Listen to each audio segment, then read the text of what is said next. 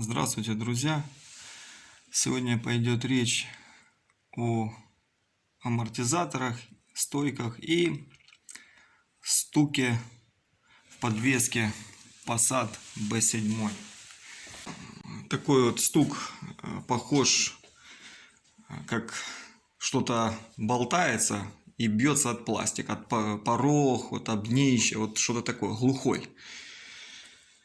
Приехал я на СТО, искали, сказали, что скорее всего, что это стойки. Ну хорошо, думаю, стойки мне все равно менять, потому что они уже, грубо говоря, полусдохшие. Там 561 413 031К. Это оригинальные, Made in Mexico, Saks. Под ними бьются номер 311 Saks 863. Но они были сняты с производства. Вот. Идет к ним теперь такой вот номер. Сейчас вам покажу.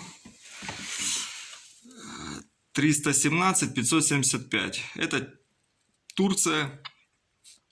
То есть, если вы увидите такие стойки с таким номером Made in Germany, то это уже будет явно подделка, потому что звонил я на горячую линию Saks Украина, сказали, что с таким номером это только Турция делает. Это то, что подходит нам Passat B7, 2,5 объем двигателя. То есть вот такой вот идет амортизатор. Это уже старый. Далее поменял я тягу стабилизатора. Оригинальный номер я не знаю, но поставил я Meli HD. Вот такой вот номер. Ну, с виду неплохо она выглядит. Далее я менял сайлентблок переднего рычага, задний Lemferder. Номер можете увидеть. Далее менял я, это все передок. Так, менял я подшипник опоры. Вот такой вот номер 801 038 Saks. В общем, поменяли мы стойки. Поехали, пробный выезд. Ну, первое, что я могу сказать, старые стойки и новые.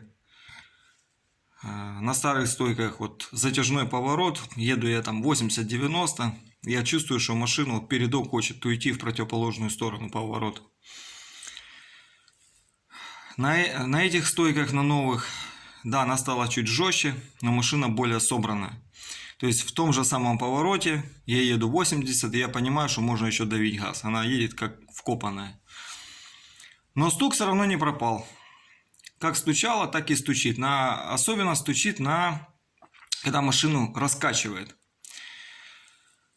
Давай дальше смотреть. Дергать каждую деталь, все подкручивать, откручивать. В общем, и на СТО человек-мастер начал дергать стабилизатор. И реально этот стук, он такой глухой. В общем, они сказали, что это надо менять втулки. То есть они уже разболтаны, их надо менять. Чтобы их поменять, надо там чуть ли не снять этот подрамник, потому что стабилизатор не вытаскивается. Там уже на заклепках, кто знает, у кого Passat B6, B7, знают, что там на переднем стабилизаторе, чтобы поменять втулки, надо рассверлить заклепки, вытащить гайки, тогда пластина разъединяется, и тогда мы меняем втулки.